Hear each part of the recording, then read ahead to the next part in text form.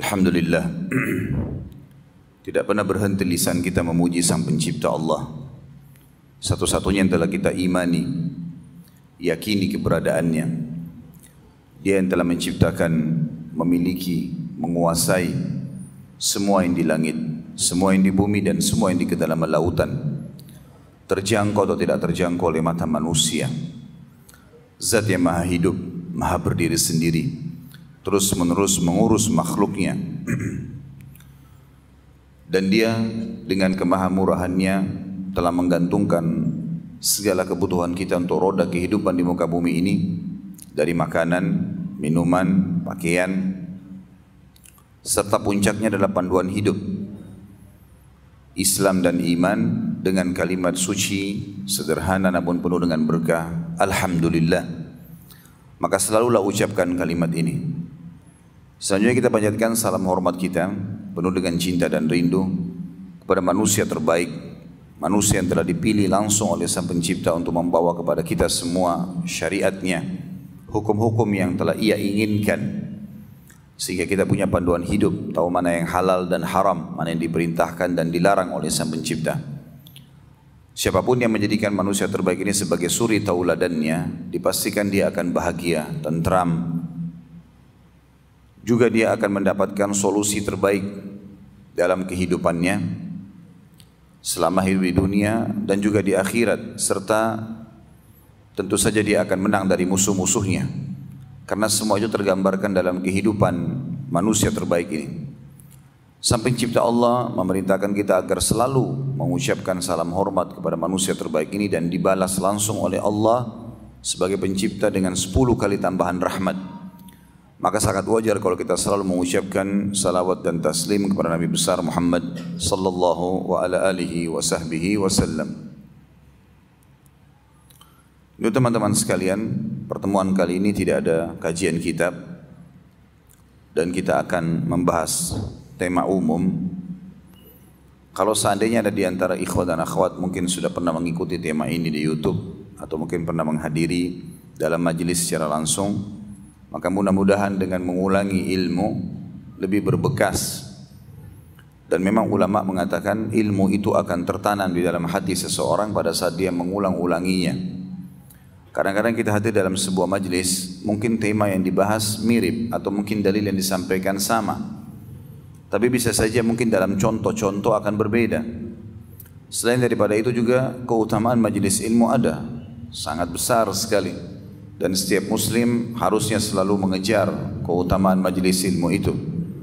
Sebagaimana sabda Nabi SAW, sesungguhnya Allah memiliki malaikat-malaikat khusus untuk mencari majlis-majlis zikir. Dan zikir adalah ilmu. Bagaimana di dalamnya diperingatkan tentang hukum-hukum Allah dan larangan-larangannya. Maka mereka kalau menemukan itu, mereka akan saling memanggil satu sama yang lain dan memenuhi majlis tersebut dari majlis itu sampai ke langit.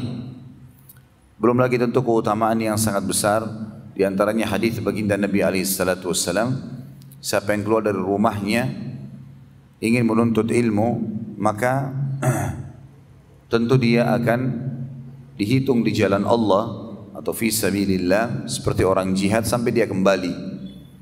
Juga dalam hadis yang lain kata Nabi SAW, siapa yang keluar dari rumahnya tulus ingin menuntut ilmu, dihasankan oleh para ulama hadis, maka dia akan mendapatkan pahala haji yang lengkap dan seterusnya.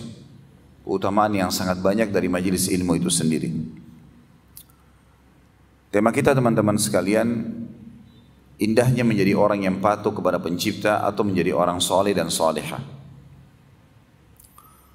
Banyak orang teman-teman sekalian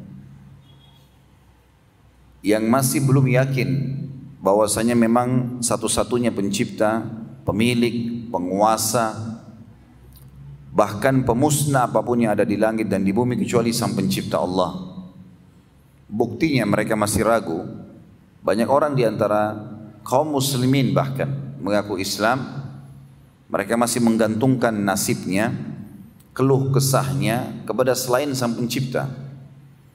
Selalu sibuk pada saat sakit, tidak pernah mengucapkan ya Allah sembuhkanlah aku, tapi sibuk dari dokter ini ke dokter itu, obat ini dan obat itu, sehingga akhirnya masuk dalam Sabda Nabi SAW dan Allah berfirman dalam hadis ini, hadis qudsi, hai anak Adam, kalau engkau yakin dengan kerajaanku maka engkau tidak butuh dengan raja siapapun dari manusia. Dan hai anak Adam, kalau seandainya engkau menggantungkan nasibmu padaku, maka kau akan penuhi semua kebutuhanmu. Dan kalau kau gantungkan nasibmu pada selain aku, maka aku akan biarkan kau dengan sekutuku itu. Jadi kalau seandainya seseorang berobat dan tidak pernah sembuh, kasuistiknya sederhana. Karena tidak yakin dengan Sang Pencipta Allah. Dia hanya terus saja menggantungkan nasibnya pada makhluk. Kalau belum sembuh, larinya ke dokter yang lain. Bukannya malah ikhtiar, sholat, sujud, memohon kepada Sang Pencipta. Allah sangat memanjakan kita, membolehkan kita untuk curhat, berkeluh kesah, dan Allah tidak pernah jenuh sampai kita hanya jenuh. Sebagaimana sabda Nabi SAW, Tuhan kalian Allah tidak akan pernah jenuh sampai kalian sendiri jenuh. Memang sudah putus asa, enggak mau lagi memohon kepada Allah, maka Allah akan tinggalkan. Tapi selama kita tidak pernah berfikir itu dan terus menerus menyampaikan semua hajat kita, makin banyak disampaikan hajat, makin sering kita curhat dan manja dengan Allah, maka makin besar pahalanya. Orang yang rajin berdoa, rajin beribadah, berzikir, sujud, membaca kitab Al-Quran, maka makin dicintai oleh Allah Subhanahu wa ta'ala. Makanya kita temukan para ulama salaf, dari sahabat, dari tabi'in, tabi'in, generasi emas Islam yang tiga. Sebagaimana kata Nabi SAW, sebaik-baik generasi adalah generasiku, kemudian generasi yang setelahnya, maksudnya sahabat yang hidup bersama Nabi SAW, kemudian tabi'in yang belajar dari para sahabat, kemudian tabi'in yang belajar dari para tabi'in. Mereka kalau sakit sedikit saja, seperti kakinya tersentuh dengan batu, langsung memohon kepada Allah Subhanahu wa ta'ala pengampunan. Kalau ini penyebabnya adalah dosa, diampuni, lalu memohon dengan masalah itu, Allah Subhanahu wa ta'ala malah meninggikan derajatnya dan menghapus dan memberikan tambahan pahala. Meninggikan derajat dan menambahkan pahala. Kalau mereka sakit atau mereka mempunyai halangan apa saja mau keluar, selalu mengeluh, berkeluh kesah dengan Allah. Dan sebenarnya syariat Allah yang mulia, Islam, sudah mengajarkan kita itu. Mau pakai baju berdoa, mau buka baju berdoa, mau masuk kamar mandi berdoa, mau keluar kamar mandi berdoa, mau tidur, bangun tidur, mau makan, habis makan, sampai mau berhubungan biologis pun sama. Semuanya dihubungkan dengan doa, dan doa itu adalah penyampaian seorang hamba memohon kepada Tuhannya dan merendah agar Allah memenuhi segala kebutuhannya. Tentu banyak sekali kisah-kisah, mungkin mudah-mudahan nanti kalau Allah mudahkan saya mengingat, saya akan sampaikan. Tapi yang jelas kita berikan kronologisnya terlebih dahulu seperti itu. Siapapun teman-teman sekalian yang berusaha untuk menggantungkan nasibnya pada manusia, dipastikan manusia itu seperti dia. Idenya sepanjang ide dia saja dan sebanyak idenya, dan tidak ada solusi yang dia bisa dapatkan langsung kecuali kalau dengan taufik dari Sang Pencipta Allah. Kenapa kita tidak bergantung padanya? Begitu pula banyak orang dalam sholatnya mengatakan iyyaka na'budu wa iyyaka nasta'in. Hanya kepadamu kami menyembah, meminta tolong. Tapi setelah itu minta-minta ke kuburan di sebelah masjidnya, menggantungkan batu dan jimat di tubuhnya, masih memohon-mohon pada benda-benda yang dianggap keramat. Lalu mana komitmen pembicaraan kita tadi? Para sahabat kalau sendal mereka putus ridwanullahi alaihim, mereka mengangkat tangan ke langit sambil mengatakan, ya Allah, sendal saya putus, gantikanlah. Jadi sangat luar biasa ketergantungan dan keyakinannya kepada Sang Pencipta Allah. Berapa banyak orang yang diantara kita sebulan penuh tidak pernah berdoa kepada Allah, tidak pernah membaca kitabnya Al-Quran, tidak pernah hadir di majelis ilmu, maka makin jauhlah dia dari Tuhannya. Ini berbahaya sekali. Orang yang patuh teman-teman sekalian kepada Sang Pencipta Allah, selalu rindu untuk berkomunikasi dengannya, hadir di setiap tempat-tempat yang diinginkan oleh Allah untuk dia hadir. Sebagaimana Salamah bin Dinar rahimahullah, salah satu ulama tabi'in, menasihati muridnya mengatakan, aku wasiatkan kepadamu, selalulah hadir di tempat dan waktu di mana Allah ingin kau hadir, dan usahakan kamu selalu pertama. Azan, paling pertama masuk masjid, ya. Ibadah apa saja, ada panggilan haji, panggilan jihad, panggilan sedekah, maka dia yang paling pertama mengerjakan. Selalu hadir pertama di waktu dan tempat yang Allah perintahkan. Dan jauhilah semua tempat dan waktu yang Allah tidak ingin kamu di situ. Orang ke diskotik, orang ke bar, duduk dalam majlis ghibah dan fitnah, menghina-hina kaum muslimin atau apa saja. Maka ini semuanya wasiat yang emas yang disampaikan oleh Salamah bin Dinar rahimahullah. Orang yang patuh teman-teman kepada Sang Pencipta Allah, karena dia yakin Allah penciptanya, maka apapun yang diperintahkan dia kerjakan, yang dilarang dia jauhi. Dinamakan dengan kalau laki-laki, laki-laki saleh, dan kalau perempuan namanya salihah. Sementara lawannya, orang yang tidak mau patuh kepada Allah diistilahkan dengan fajir, fasik. Ini adalah orang-orang yang membangkang. Allah menyuruh dia tidak mau, Allah larang dia melanggar, dan selalu hidupnya dalam kelalaian-kelalaian. Teman-teman sekalian, kalau kita menjadi orang yang mau menjadi orang yang saleh, maka perlu merenungi beberapa hal. Di antaranya adalah yang pertama, Allah pencipta kita dan Allah telah menentukan segala sesuatu yang kita butuhkan itu pasti baik buat kita. Misal contoh, apapun yang Allah halalkan pasti baik buat kita. Baik itu makanan, minuman, pakaian, pergaulan, pendapatan, ya. Semua itu pasti baik. Tinggal kita jalankan karena Allah lebih mengetahui tentang kebutuhan kita sebenarnya. Dan selalu yang Allah halalkan lebih banyak daripada apa yang Allah haramkan. Sementara yang haram buruk buat kita. Makanannya, minumannya, pakaiannya, pergaulannya, pendapatannya pasti buruk. Dan juga itemnya sedikit. Misal kita ambil contoh, pada saat Allah mengharamkan khamar, minuman keras, Allah membuat leher kita merasakan dahaga. Dan Allah tahu kalau kita butuh untuk minum, tapi Allah letakkan pengharaman khamar misalnya, minuman ini tidak boleh. Allah gantikan dengan susu, madu, sirup, air putih, banyak gantinya. Kita dilarang makan babi, Allah ganti dengan sapi, kambing, ayam, ikan, semua hewan di air, ya. Pada saat Allah larang kita bergaul bebas dan memberikan kita syahwat, Allah ganti zina yang memang dilampiaskan dengan tanpa mengikuti hukum Allah dengan nikah.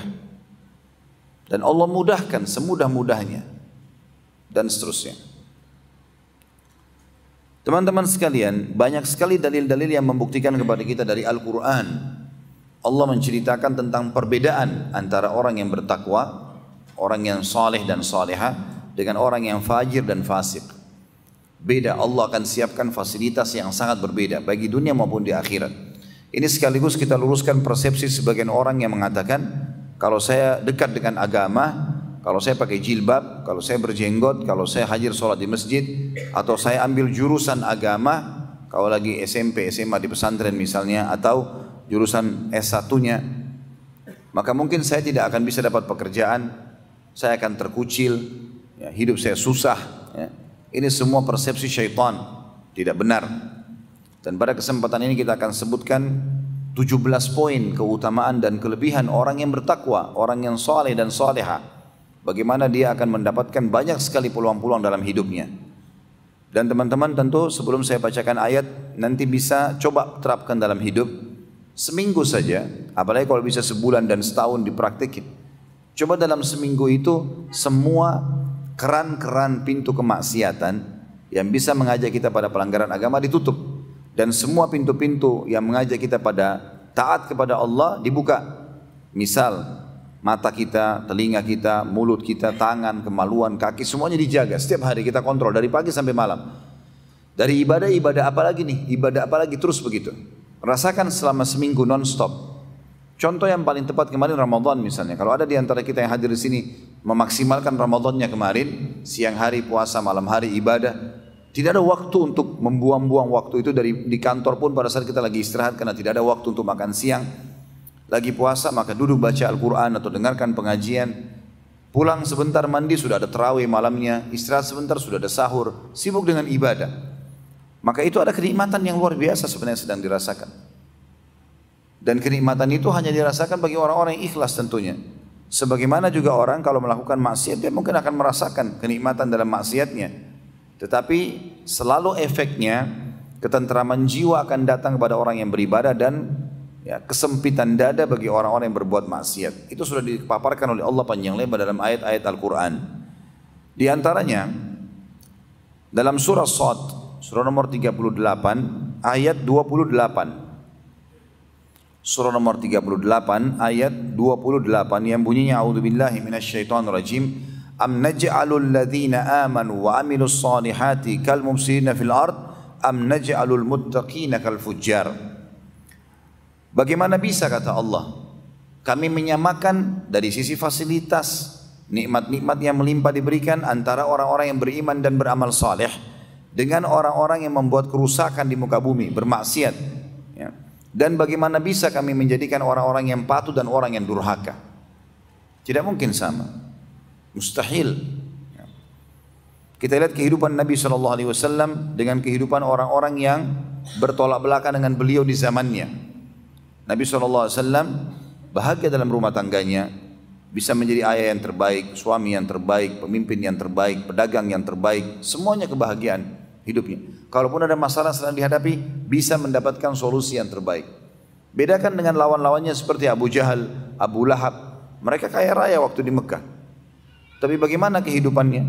Abu Lahab mati dalam kondisi seluruh tubuhnya membengkak, membusuk, sampai anak-anaknya tidak ada yang mau menguburkan.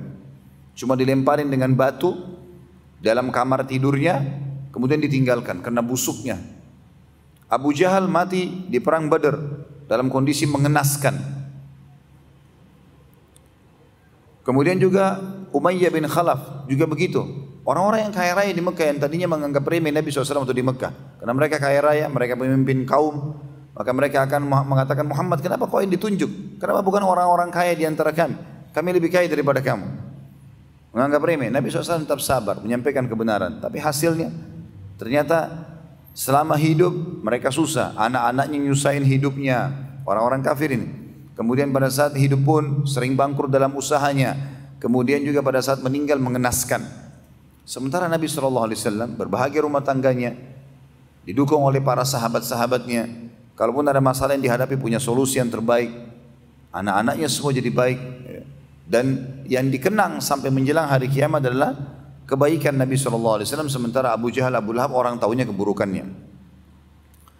Juga dalam ayat yang lain, surah Ghafir, surah nomor 40 ayat 58, Allah berfirman, A'udzubillahi minasyaitonirrajim, wa ma yastawil a'ma wal basir, walladzina amanu wa amilus solihati walal musi, qalilan ma tatadzakkarun. Tidak akan pernah sama antara orang yang buta dan orang yang melihat. Orang yang buta, teman-teman, aktivitasnya terhambat. Mau jalan pelan-pelan, dia tidak tahu bahaya, ada lubang di depannya kah, ada orang yang ingin menyusahkan dia kah, mengganggunya, dia tidak tahu. Ya. Bahkan dia cuma bisa merasakan saja, hujan, panas, dia tidak bisa lihat semuanya. Kalau dia mau beli buah-buahan, dia cuma menebak, oh ini apel, oh ini anggur, dia tidak tahu warnanya, dia tidak lihat.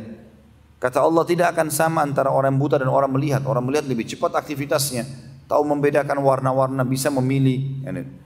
Kata Allah, demikian pula tidak akan sama antara orang yang beriman dan beramal saleh dengan orang yang durhaka atau maksiat. Tapi sayang, sangat sedikit kalian memikirkan masalah itu. Kemudian juga dalam surah Al-Jathiyah, surah nomor 45 ayat 21, Allah juga mengingatkan, kita belum masuk ke inti bahasannya, 17 poin yang akan didapatkan oleh orang yang saleh dan salehah. Tapi kita masih masuk di perbedaan antara orang yang patuh dan orang yang durhaka. Surah Al-Jathiyah surah nomor 45 ayat 21, Allah juga berfirman, A'udzubillahi minasyaitonirrajim, am hasibal ladzina ijtara'us sayyiati an naj'alahum kal ladzina amanu wa 'amilus shalihat sawa'an mahyahum wa mamatuhum sa'a ma yahkumun. Apakah orang-orang yang berbuat dosa dan durhaka kepada Allah akan kami samakan mereka dengan orang-orang yang beriman dan beramal saleh, baik selama hidupnya ataupun pada saat dia mati? Sungguh buruk apa yang mereka nilai itu. Tidak akan pernah sama, teman-teman sekalian. Orang yang melakukan ibadah-ibadah dalam ketentraman jiwa dan fasilitas dengan orang-orang yang berbuat kerusakan. Dan antum harus adil, teman-teman sekalian. Banyak orang di antara kita tidak adil. Tidak adilnya maksudnya, mereka pada saat mau menilai, misal keadaan dia yang ekonominya pas-pasan, dia mempertemukan dengan orang kafir di sebelah rumahnya yang mobilnya Mercy. Ini tidak adil namanya. Kalau antum mau lihat bagaimana luar biasa fasilitas Allah pada diri kita, maka lihat orang yang sepadan dengan kita. Lihat orang kafir juga yang susah hidupnya seperti kita. Kita akan temukan nanti perbedaannya. Sebagaimana kita pertemukan antara kafir yang kaya dengan muslim yang kaya. Beda sekali fasilitasnya. Beda sekali, dari ketentraman jiwa, dari kebahagiaan. Itu banyak sekali contoh-contoh dalam masalah-masalah seperti ini. Ya. Jadi nggak boleh kita pertemukan keadaan kita dengan orang yang tidak sepadan dengan kita. Tidak adil namanya, gitu kan? Tidak adil. Kemudian juga dalam ayat Al-Quran yang lain, Allah SWT berfirman dalam surah Al-Ankabut, surah nomor 29 ayat 3, dan ayat ini sangat tegas menekankan kalau siapapun yang melakukan perbuatan-perbuatan pelanggaran akan susah hidupnya, dan juga Allah Subhanahu wa taala akan menghukum, tidak akan luput dari siksaan Allah. Ini banyak sekali pengalaman-pengalaman saya pribadi bertemu dengan beberapa orang, teman-teman. Saya pernah di Singapura keliling naik mobil, mutar ingin melihat Singapura itu, mungkin dalam 1 jam, supirnya orang non muslim. Saya lihat penampilan orang ini, mungkin kalau di Indonesia sudah orang kaya raya nih. Tapi sepanjang jalan dia ngobrol sama saya, semuanya keluhan. Anaknya sakit, anaknya nakal, istrinya masalah, kadang-kadang kekurangan makan dan seterusnya. Sepanjang jalan dia mengeluh, berkeluh kesah. Jadi keliru kalau kita anggap orang kafir itu tidak ada keluh kesahnya, keliru. Saya pernah bertemu dengan satu orang non muslim, turunan Chinese di Jakarta sini. Orang kaya raya, hartanya melimpah miliaran, banyak sekali. Kebetulan dia bersahabat dengan satu orang dari Lombok. Orang ini kebetulan pernah jadi jemaah umroh saya. Sering konsultasi, dia lagi datang ke Jakarta. Kalau dia ambil produk, dia ambil dari orang non muslim ini. Datang ke restoran saya, waktu itu masih di Kalibata. Duduk ngobrol, biasanya ini, Allah yarham, sudah meninggal. Mungkin 2 tahun lalu meninggal saudara muslim kita ini. Dia datang kemudian dia ngobrol sama saya. Ditemani oleh orang non muslimin, duduk di sebelah satu meja. Sepanjang duduk, semuanya pertanyaan masalah agama. Hukumnya ini bagaimana Ustaz, transaksi jual beli begini, hukum ini, hukum itu, segala macam. Rupanya non muslim ini dengar.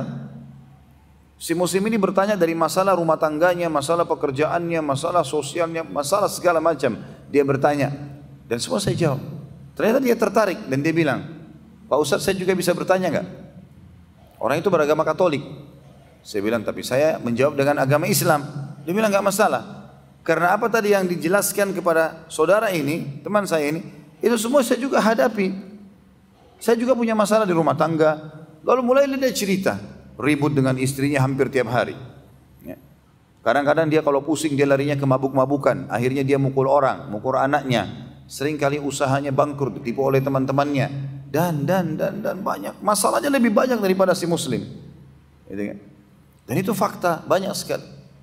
Jadi kadang-kadang kita cuma melihat casing. Oh ya, ini mobilnya besar, ini mobilnya Alphard, ini Mercy, ini orang kaya raya. Non muslim kesannya begitu, tidak. Keadaannya teman-teman sekalian, kayak kita di Indonesia memang karena mayoritas penduduk Indonesia orang muslim, maka kita seringkali, apalagi kalau kita tinggal di lingkungan mungkin orang yang menengah ke bawah ekonominya, ini kita jadikan itu sebagai tolak ukur, bukan.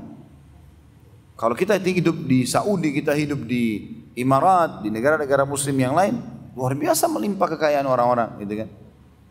Kami tahu rata-rata ulama-ulama yang tinggal di Saudi, yang saya tahu, yang saya kenal mereka, termasuk imam-imam haram, mereka semuanya luar biasa. Syekh Sudes itu terhitung orang terkayanya Saudi, imam haram, punya banyak fasilitas, gitu kan. Karena kesolehan semua. Dan puncak daripada itu teman-teman, semua nabi-nabi yang kita kenang namanya dan kita wajib mengenal namanya, kisahnya, 25 nabi dan rasul, walaupun jumlah nabi-nabi itu 124.000, diantaranya 313 rasul. Maka 25 nabi dan rasul yang kita harus tahu ini, semuanya kalau kita hidupi historinya, maka hidupnya bahagia. Walaupun ada yang punya kekurangan, ada masalah yang sedang dihadapi, karena itu problematika kehidupan pasti akan dihadapi. Rasulullah SAW juga hadapi masalah, tapi mereka dapat solusi segera dari masalah-masalahnya. Dan semua itu dalam surah Al-An'am, surah nomor 6 ayat 85, Allah berfirman, kullum minas salihin. Semua itu disebabkan karena mereka adalah orang-orang yang saleh, orang-orang yang patuh kepada Sang Pencipta Allah Subhanahu wa taala. Baik teman-teman sekalian, kita coba masuk kepada apa sih manfaatnya kalau saya menjadi orang yang patuh kepada Allah. Ya. Dan coba nanti kita akan berikan contoh-contohnya insya Allah pada saat Allah memudahkan saya untuk mengingat itu, ya, menyampaikan kisah-kisahnya. Yang pertama yang akan kita dapatkan kalau kita mulai komitmen dan istiqomah di jalan Allah. Tentu kalau ada teman-teman belum mendapatkan fasilitas yang akan saya sebutkan ini, mungkin dia dalam satu keadaan. Dia masih masa transisi dari kejahiliannya dulu dan dosa yang sering dia lakukan kepada kesolehannya. Dan masa transisi ini akan banyak cobaan teman-teman. Akan banyak cobaan. Karena memang dosa-dosa yang dia kerjakan butuh pembersihan dulu. Baru kemudian masuk ke fasilitas yang banyak. Yang pertama, Allah menjanjikan mereka mendapatkan kehidupan yang thayyibah. Hayatan thayyibah. Yang dimaksud dengan kehidupan thayyibah teman-teman, orang Arab itu kalau mereka mendapatkan makanan yang sangat enak, tesnya, porsinya, ukuran besarnya, warnanya, semuanya bagus, maka mereka mengatakan makanan ini thayyib, gitu ya, berkualitas. Sebagaimana kita tahu kalau kita disuruh cari rezeki, disuruh cari yang halal dan thayyib. Artinya thayyib itu berkualitas. Saya pernah jelaskan di materi khusus ya, masalah rezeki. Di YouTube ada judulnya Saudaraku Inilah Rahasia Rezekimu. Itu sudah pernah kita paparkan panjang lebar bagaimana sebenarnya kita dalam Islam dibolehkan menikmati yang terbaik. Seperti kalau kita masuk ke supermarket ada anggur harga 200.000 kualitas A dan ada anggur kualitas B. Ya, harganya 50.000, lalu kita beli yang 200.000, itu kita tidak ada masalah, bukan mubazir dan bahkan dapat pahala. Menikmatin yang berkualitas itu boleh. Bahkan kata para ulama, ya, sebagian ulama berkata, siapapun yang sengaja tanda kutip mengorder meminta kepada Allah yang terbaik, Allah akan kasih. Kalau dia mengatakan ya sudah cukuplah begini, ya sudah cukuplah begitu. Saya coba praktekin teori ini teman-teman sekalian. Banyak sekali safar yang sering saya lakukan. Safar keluar kota, kadang-kadang tablik akbar, undangan beberapa kaum muslimin, kadang-kadang keluar negeri. Saya dulu punya prinsip, kalau berangkat ya sudahlah, ada pesawat apa saja saya naikin. Alhamdulillah, yang penting sampai ke tujuan. Mau dapat ekonomi, gak ada masalah gitu. Kemudian saya coba terapkan teori ini. Saya bilang, ya Allah, saya pengen setiap saya naik pesawat atau saya pergi berdakwah, saya memohon sendiri, berikanlah hambamu ini fasilitas yang terbaik. Saya mulai hari ini maunya naik kelas bisnis kelas. Saya bicara sama Allah sendiri. Saya ingin fasilitas yang engkau berikan ya Allah semuanya baik. Dari kesehatan semuanya terbaik. Dari keluarga semuanya yang terbaik. Dari harta semuanya yang terbaik. Dari ilmu semuanya yang terbaik. Saya selalu mohon kepada Allah. Subhanallah, semenjak waktu itu, mungkin ini kurang lebih kejadian sudah 4 tahun. Ya. Saya semenjak itu tidak pernah naik ekonomi kelas. Kadang-kadang walaupun uang saya pas-pasan, saya diizinkan dengan Allah SWT bisa berhasil beli dan saya naik. Alhamdulillah, tidak pernah merasakan penyakit. Alhamdulillah dalam rumah tangga, saya merasa kebahagiaan dan ketentraman. Dalam pekerjaan, Alhamdulillah Allah juga lapangkan. Jadi ternyata bagaimana seseorang di antara kita itu memang tinggal mengorder, tanda kutip, mohon kepada Allah. Minta yang terbaik. Kalau kita mengatakan, ya sudahlah, saya cukup dengan begini, ya sudah Allah cukupkan dengan itu. Kita boleh tamak dengan rahmat Allah. Dan ingat, tamak dengan rahmat Allah teman-teman sekalian akan lebih besar pahalanya ya, dibandingkan kita tidak tamak. Misal gini, kita lagi sehat, Alhamdulillah. Lalu kita mengatakan, ya Allah, pertahankanlah kesehatanku ini. Kita kan selalu baca dalam doa salat kita di antara dua sujud, duduk di antara dua sujud. Allahumma gfirli warhamni. Wa'afini wa'fu anni. Afini, berikan aku selalu kesehatan sempurna. Ini teman-teman sekalian, kita minta agar kesehatan kita dipertahankan, kekayaan kita pada saat lagi banyak kita minta diberkahi di banyak, keturunan kita juga begitu. Kita minta agar nikmat itu dipertahankan, jauh lebih besar pahalanya dibandingkan nanti sudah sakit minta disembuhkan, atau sudah bangkrut baru minta jalan keluar. Dua-duanya boleh. Tapi tamak dengan rahmat Allah ini dianjurkan. Dan Allah menjanjikan kita sebagai orang yang beriman asal kita soleh dan solehah, kehidupanmu akan thayyibah. Jalankan saja, nikmati yang halal, kerjakan perintah, tinggalkan yang dilarang, maka akan thayyibah. Allah sebutkan di dalam surah An-Nahl, dalam fasilitas yang pertama ini, kita akan mendapatkan kehidupan yang thayyibah, artinya kehidupan yang sempurna dan berkualitas. Dalam surah An-Nahl, surah nomor 16, ayatnya 97. Ayatnya 97 yang bunyinya, A'udzubillahi minasyaitonirrajim, man 'amila salihan min dzakarin aw untha wa huwa mu'minun falanuhyiyannahu hayatan thayyibah wa lanajziyannahum ajrahum bi ahsani ma kanu ya'malun. Siapapun yang beramal saleh dari laki-laki dan perempuan sementara dia beriman, maka pasti kami akan jadikan hidupnya kehidupan yang sempurna, thayyibah, semuanya dipenuhi. Dan pasti kami akan balas syukur dia, nikmat yang sedang kami berikan kepada dia dengan pahala juga yang besar. Jadi fasilitasnya sangat luar biasa. Semuanya akan dipenuhi oleh Allah Subhanahu wa taala. Sekali lagi, kalau ada di antara antum yang mengatakan, "Ustaz, saya sudah coba hijrah setahun, 2 tahun, berapa bulan," gitu kan? Tapi saya belum mendapatkan perbaikan keadaan, belum dapat pekerjaan, belum dapat jodoh menikah, belum. Maka saya bilang ini masa transisi. Coba muhasabah, berapa tahun dulu antum lalai? Dan berapa tahun sekarang atau berapa bulan kita masa tobat, gitu kan? Ada masa transisi. Nabi Ayyub alaihissalam itu kena penyakit, dapat nikmat 20 tahun, tidak sakit nggak apa. 20 tahun kemudian dicoba sama Allah dengan penyakit kusta. Itu berjalan 18 tahun beliau sama sekali nggak mengeluh kesah. Istrinya bilang, "Wahai Nabi Allah, kenapa anda tidak minta sama Allah supaya dihilangkan penyakit ini dan anda bisa berdakwah?" Karena selama 20 tahun pertama anak laki-lakinya 12 orang, badannya sehat. Nabi Ayyub alaihissalam termasuk salah satu nabi yang dikenang punya kerajaan, walaupun tidak terkenal seperti terkenalnya Sulaiman alaihissalam. Tapi Nabi Ayyub juga raja di kaumnya.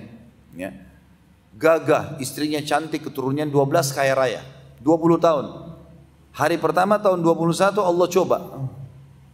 Hari pertama kena penyakit kusta, menular, semua kaumnya tinggalkan. Hari kedua 12 anaknya laki-laki semuanya mati. Tanpa sebab, maksudnya di sini tanpa sebab adalah bukan karena penyakit. Mereka lagi duduk makan, lalu atap rumahnya rubuh, mati 12-12-nya. Hari kedua hilang semua anaknya. Hari ketiga perkebunan, peternakan Nabi Ayyub alaihissalam khusus punya beliau saja, punya yang lain tidak, masyarakatnya tidak, dikena hama, hancur semua, badai, habis, dalam 3 hari habis semua. Nabi Ayyub alaihissalam tidak pernah berkeluh kesah, beliau menganggap ini adalah proses, sampai 18 tahun tidak pernah berkeluh kesah, tidak ada satupun orang yang mendekati, yang tinggal sama dia cuma istrinya saja. Sudah 18 tahun, kata istrinya, "Wahai Nabiullah, kenapa anda tidak mohon sama Allah? Enggak usah minta harta, enggak usah minta keturunan. Minta agar anda sehat saja, supaya bisa berdakwah lagi. Saya siap sabar." Nabi Ayyub bilang sama istrinya, "Berapa tahun dulu kita merasakan nikmat?" Kata istrinya, 20 tahun. Kata Nabi Ayyub alaihissalam, "Berapa lama sekarang kita diuji?" Kata istrinya, 18 tahun. Kata Nabi Ayyub, "Saya masih malu minta sama Allah." Beliau tunggu sampai 20 tahun, lalu beliau mengucapkan kalimat yang santun sekali. Dalam Al-Quran diceritakan, A'udzubillahi minasyaitonirrajim, "Rabbi anni massaniyadh-dhur wa anta arhamur rahimin." Wahai Tuhanku, aku telah ditimpa penyakit dan engkau zat yang maha penyayang. Enggak mengatakan, "Ya Allah, ini sudah 20 tahun nih, harusnya saya juga dibalas begini." Enggak. Kadang-kadang teman-teman coba pertemukan, dalam 1 tahun besarnya nikmatnya Allah. Dalam 1 tahun 365 hari kita nggak pernah sakit, sehat, beraktivitas, tidak flu, tidak demam, tidak batuk. Tahun depan, pekan pertama di tahun depan Allah uji 1 minggu sakit, berkeluh kesah nggak? Kalau kita mau hitung tidak berimbang, mestinya setahun kita sehat, setahun kita sakit mestinya. Tapi Allah dengan kemahamurahannya seringkali membiarkan prosesi pembersihan dosa masa lalu ataupun cobaan itu lebih sedikit dibandingkan nikmat yang sudah diberikan. Makanya banyak sekali sahabat-sahabat dan tabi'in yang memahami poin ini dan mereka bahagia sekali. Seperti Urwah Ibn Zubair rahimahullah, salah satu ulama tabi'in yang masyhur. Waktu kakinya dipotong, diamputasi, orang-orang semua pada merasa sedih. Kenapa kok dia mengalami ini? Padahal kakinya tadinya nggak apa-apa. Lalu waktu orang-orang mulai datang ke rumahnya dan ingin bertemu dengannya, mengucapkan supaya dia sabar, dia mengatakan, jangan kalian terpengaruh dengan apa yang kalian lihat ini. Karena Allah telah memberikan kepadaku 4 anggota tubuh, 2 tangan, 2 kaki. Dan Allah cuma ambil 1. Allah masih tinggalkan 3. Alhamdulillah masih ada. Kebetulan dia baunya anak laki-laki 4 orang, 1 meninggal. Lalu dia mengatakan, dan Allah mengambil 1 anakku. Allah masih meninggalkan 3. Alhamdulillah. Mereka bisa melalui dengan kebahagiaan. Kan itu. Dan semua cobaan teman-teman sekalian yang kita lalui dalam prosesi pun transisi dari masa kita hijrah ke masa kita istiqamah, gitu kan? Kita sudah mulai menerapkan agama Allah dan ini proses pembersihan. Dalam masa ini tetap dicatat pahala oleh Allah. Dicatat pahala oleh Allah Subhanahu wa taala. Maka bahasa saya nikmati prosesnya. Nikmati proses itu. Walaupun tanpa kita sadari nikmat Allah sedang melimpah teman-teman sekalian. Dan setiap kali Allah memberikan nikmat kepada kita pasti dijadikan itu bertahap. Enggak mungkin langsung. Kita kalau berobat ke dokter lagi sakit, Allah berikan kita kesembuhan, maka ada tahapnya. Minum obat, ada dosisnya, seminggu, sebulan, 6 bulan.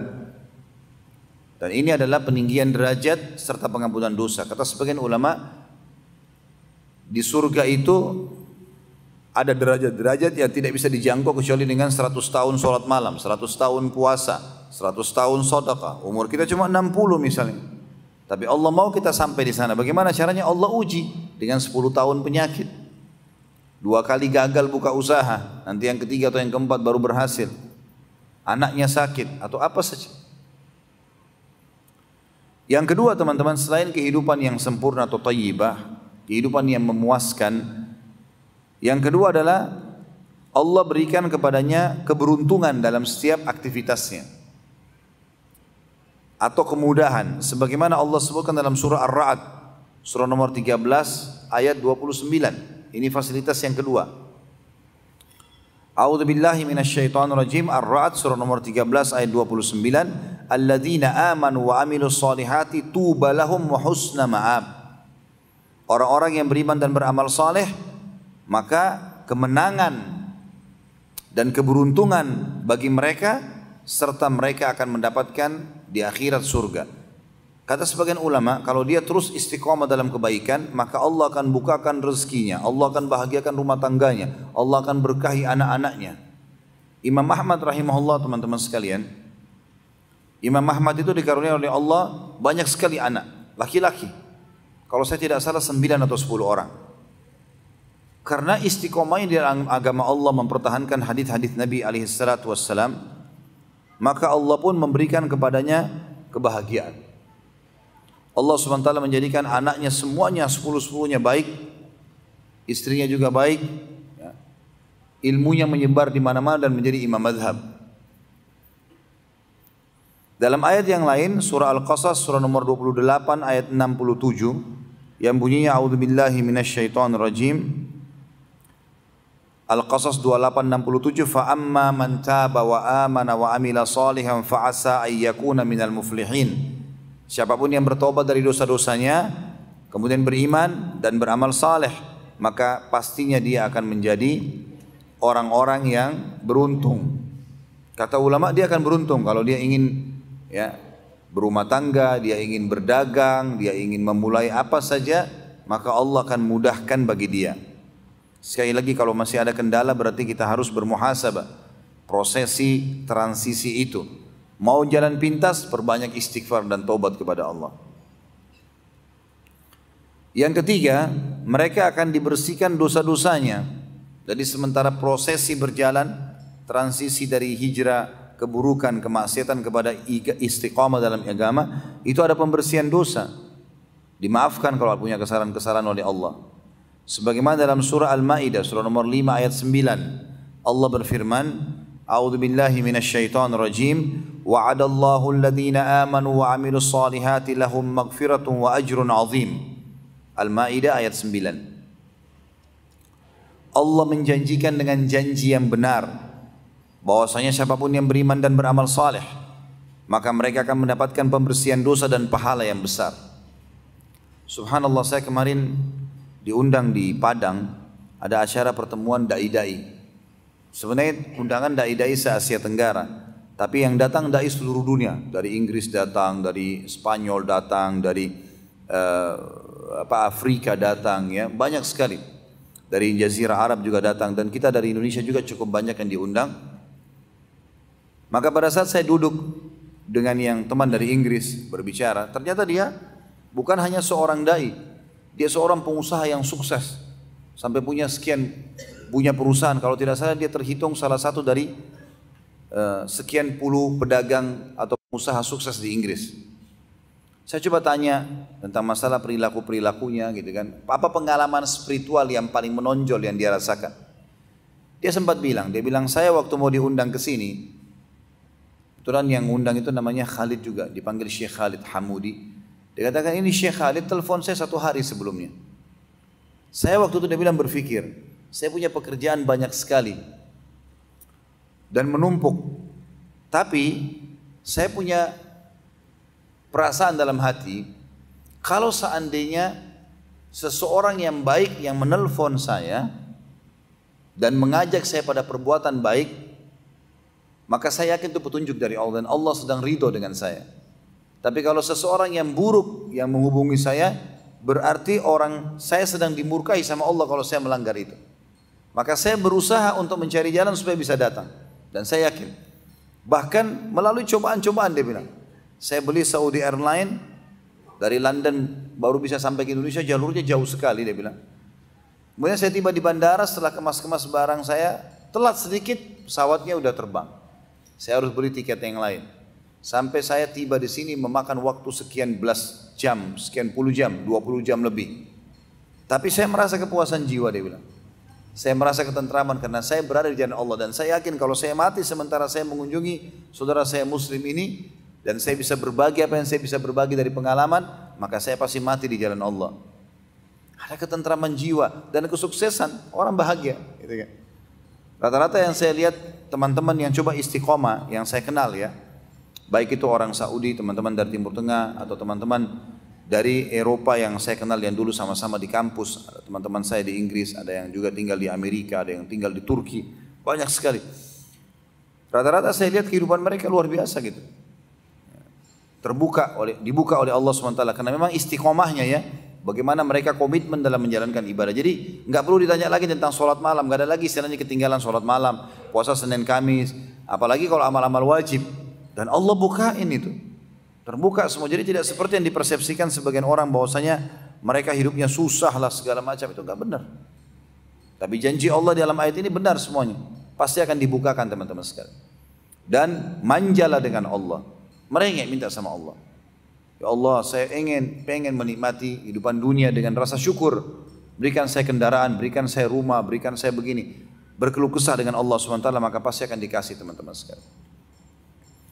Seorang syekh dari Saudi, saya tidak pernah ketemu beliau tapi saya melihat cuplikan, ada cuplikan dikirim oleh salah satu teman dari Timur Tengah ke saya. Dia cerita, dia bilang dia datang ke Mesir ceramah, diundang. Dia bilang pada saat saya tiba di Mesir, kebetulan di daerah Iskandaria, cukup jauh dari Kairo. Saya ceramah di Kairo, kemudian saya ke sana gitu. Iskandaria. Dia bilang setelah beberapa hari sudah saya ceramah, saya kemudian pulang dari Iskandaria ke Kairo tengah malam, naik mobil. Mungkin sekitar 2 jam lah perjalanan kalau saya tidak salah ya. Maka dia bilang, saya tiba di Kairo pertimbangannya sekitar jam 3 malam. Pesawat saya pulang ke Saudi jam 6 subuh, jam 6 pagi. Dia bilang saya hubungi pengurus masjid, dia bilang tolong saya mau berangkat dari Iskandaria menuju ke Kairo dan saya mungkin mau tidur di masjid saja karena waktunya cuma 2-3 jam. Kalau saya ke hotel jauh lagi ke bandaranya, masjid kebetulan dekat bandara. Kata marbotnya baiklah silakan Syekh. Dia bilang saya tiba di masjid jam 3, masjidnya menyala semua lampunya, AC-nya lagi nyala. Dia bilang saya pikir marbot masjid sudah persiapkan buat saya gitu. Lalu saya datang, tidak, pintu masjid terbuka. Saya cari marbot, nggak ada. Saya cek masjid karena masjidnya besar, terus saya jalan sampai ke depan mihrab, ternyata di tempat imam ada satu orang lagi sujud, nangis-nangis sambil mengatakan, ya Allah tolonglah istri saya mau operasi, saya butuh duit 12.000 jenih. Kalau saya tidak salah jumlahnya itu ya, 12.000 jenih, 12.000 pon ya. Ya mungkin kalau uang rupiah kita sekarang mungkin bisa 50 juta kalau saya tidak salah, 50-60 juta. Dia berkeluh kesah dalam sujudnya orang ini, mohon-mohon sama Allah, merengek-rengek sama Allah sambil nangis-nangis. Kata syekhnya, saya tertarik, saya tunggu dia sampai salam. Begitu dia salam 2 rakaat pertama, saya tanya, ada apa akhi, saudaraku kenapa? Dia bilang, saya punya masalah, istri saya sekarang lagi di rumah sakit mau dioperasi, dan kalau saya tidak bayar besok ini pagi, maka istri saya tidak operasi dan bisa meninggal. Ini ikhtiar saya sebagai manusia. Maka saya sujud kepada Allah, minta agar Allah selesaikan urusan saya, berkeluh kesah padanya. Lalu kata syekhnya, apa yang kau lakukan paling tepat? Lanjutin, nikmatin nangismu, nikmatin sujudmu, silakan. Allah tidak akan membiarkan orang yang memohon kepadanya ya, dikembalikan dalam tangan kosong. Kata syekhnya, orang itu kemudian kembali ibadah, sholat segala macam. Dia bilang, saya waktu masuk masjid, saya wudhu, saya sholat, masih ada jeda waktu antara tahajud itu dengan subuh, saya coba istirahat, dia bilang. Saya istirahat sebentar. Enggak sadar karena letihnya, bangun pada saat dibangunkan marbot masjid. Ini sudah azan subuh. Maka saya pun bangun. Dia bilang saya bangun, kemudian saya lihat masjid sudah mulai penuh. Saya pun wudu, kemudian saya sholat sunatul fajar. Sambil nunggu pas pada saat iqamah, marbot masjid bilang, Syekh silakan maju jadi imam. Dia bilang, suara saya masih enggak enak, saya masih baru bangun tidur segala macam. Enggak apa-apa Syekh, ayat-ayat pendek aja silakan. Kata Syekh, baiklah saya jadi imam. Kebetulan di sebelah masjid ada apartemen besar, orang-orang kaya di situ. Dia bilang selesai saya salam, setelah saya bacakan ayat-ayat, saya balik, saya lagi berzikir, balik ke hadapan makmum. Tiba-tiba ada orang dari saf ketiga datang. Assalamualaikum Syekh, waalaikumsalam. Terus saya dipeluk segala macam. Terus dia bilang, Syekh saya tinggal di apartemen sebelah, kata orang itu. Saya tinggal di apartemen sebelah. Tadi waktu saya dengar, saya tadinya mau sholat subuh di tempat lain, tapi saya dengar mic-nya masjid ini mengarah ke apartemen, itu suara Anda dan saya kenal. Saya tahu suara Anda dari YouTube, saya sering ikutin, dia bilang. Syekh ini kebetulan juga punya banyak ceramah di YouTube. Maka saya datang Syekh, dan saya mau minta tolong kalau bisa. Kata Syekhnya, baik silahkan, apa yang saya bisa bantu? Kata orang itu, saya punya zakat mal, jumlahnya 12.000 jenih. Yang ingin saya alokasikan, saya berharap Anda yang bantu saya. Syekhnya bilang, tiba-tiba saya tidak sadar nangis. Kata orang kaya itu, kenapa Anda nangis Syekh? Dia bilang, sebentar, saya akan berikan jawabannya. Kata Syekhnya, saya tiba-tiba berdiri lihat, mana orang yang tadi malam nangis-nangis minta sama Allah 12.000 jenih itu. Dicari, di ujung masjid ada. Kata Syekhnya, ke sini, datang. Kata Syekh, coba, bisa nggak kamu ulangin yang apa kau katakan kepada saya tadi malam? Apa yang kau kerjakan tadi malam? Dia bilang, tadi malam saya sholat, saya sujud kepada Allah, nangis-nangis minta karena istri saya lagi di rumah sakit dan harus dibayar hari ini 12.000 jenih. Maka yang orang kaya ini menangis juga. Dia merasa tersentuh, kok bisa zakat mal dia yang 12.000 jenih, gitu kan? Dia terpikir untuk bawa ke jenih ini maksudnya pound sterling ya, pound. Orang bahasa Inggrisnya mata uang Mesir pound, bahasa Arabnya jenih. Dia bilang ini 12.000 jenih. Saya Syekh demi Allah sudah dari bulan lalu itu Allah saya sudah mau keluarkan. Istri saya selalu ingatkan, keluarkan zakat itu. Ini sisa zakat saya sebenarnya 12.000, zakat yang lain sudah dialokasikan, tinggal ini yang belum. Terus saya bilang, saya ingin istriku, zakat yang saya bayar ini itu adalah saya berikan bukan terpencar, tapi saya mau kasih ke satu orang yang punya hajat mendesak yang bisa selesai permasalahan dengan itu.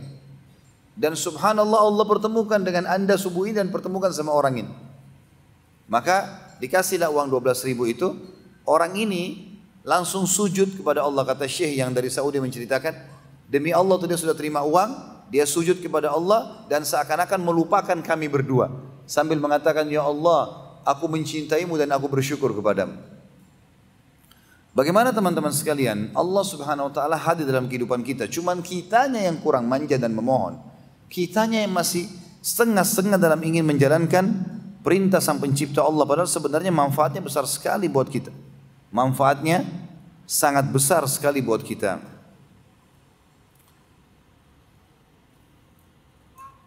Kemudian selanjutnya teman-teman sekalian,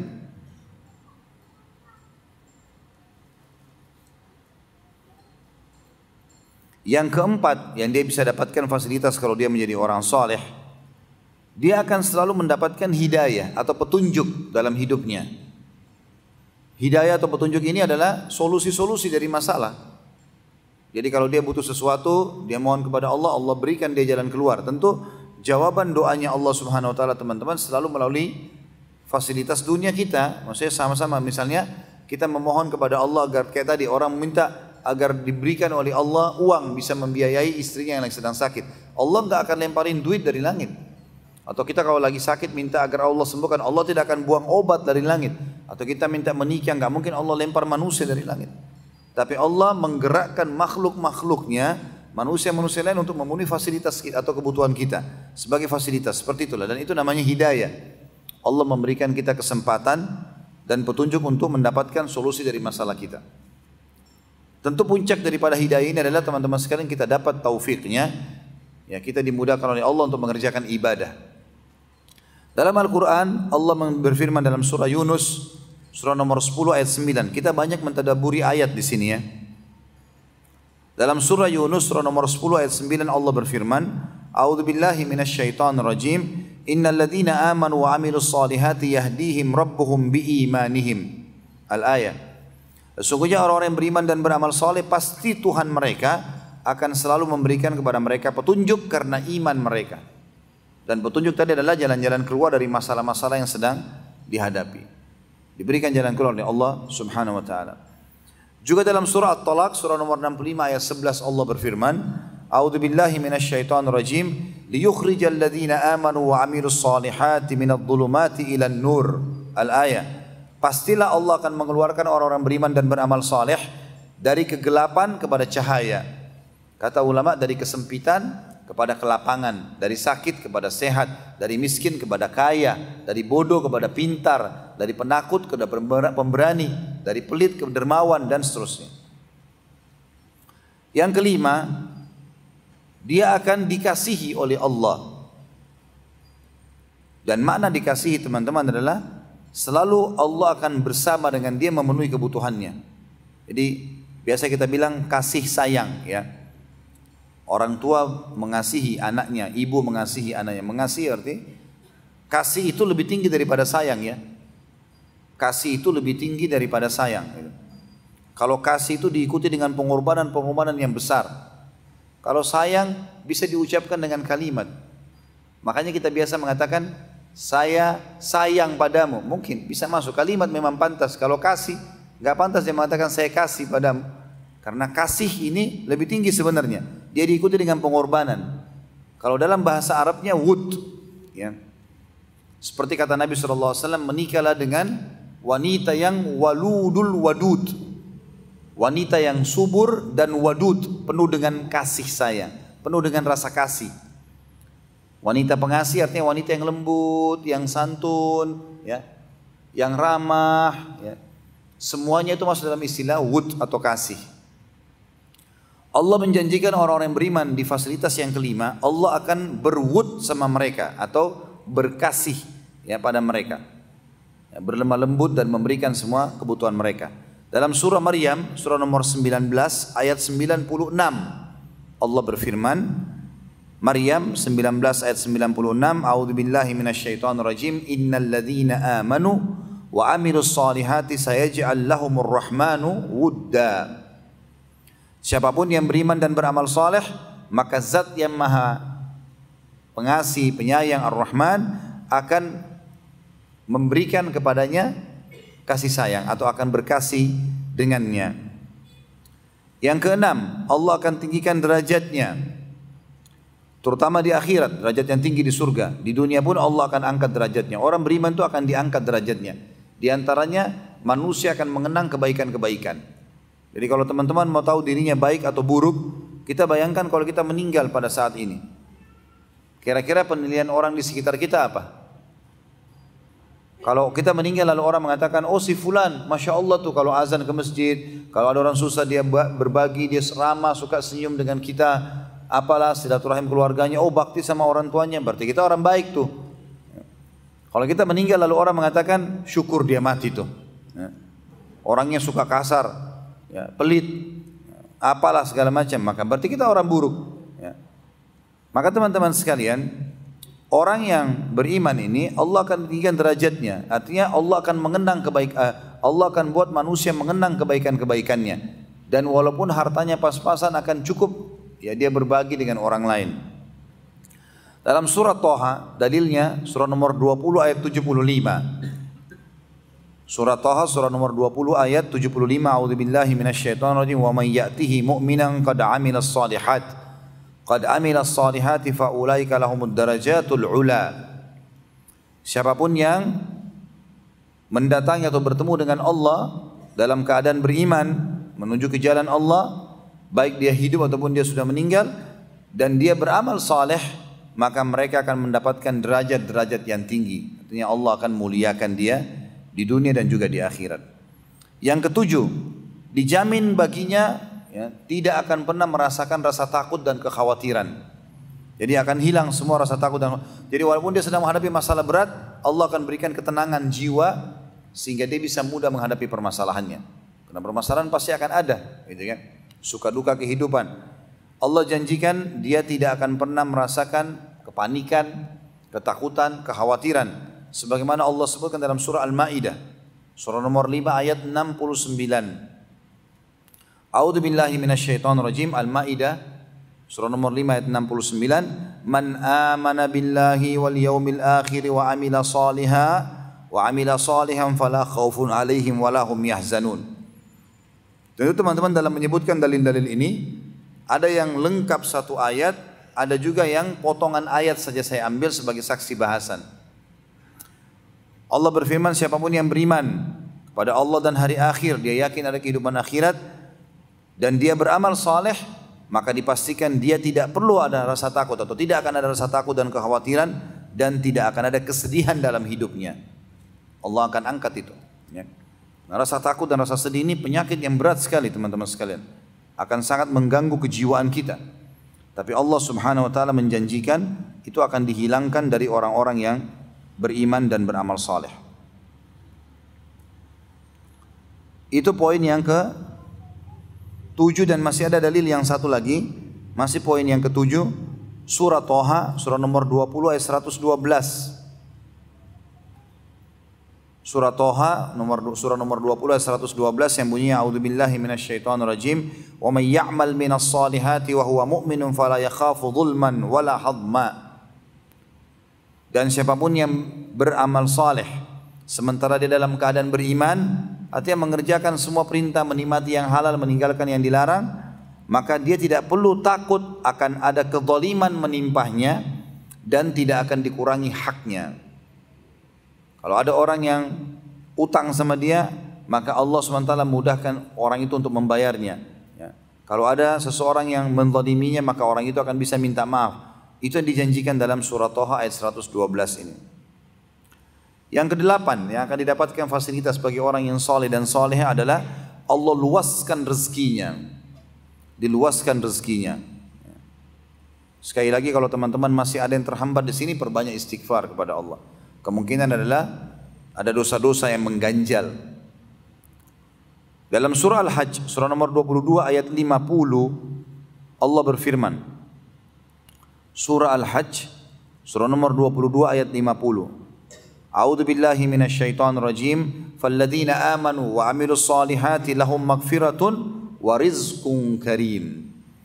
Orang-orang yang beriman dan beramal saleh, maka mereka akan mendapatkan pengampunan dosa dan mereka akan diberikan rezeki yang karim. Karim artinya mulia, halal, banyak, berkah. Juga dalam surah Ar-Rum, surah nomor 30 ayat 45 Allah berfirman. Surah Ar-Rum, surah nomor 30 ayat 45, a'udzubillahi minasyaitonirrajim. Potongan ayat ini ya. Liyajziyal ladzina amanu wa 'amilus salihati min fadlih. Allah pasti akan membalas orang-orang yang beriman dan beramal saleh dari karunia-karunia-Nya.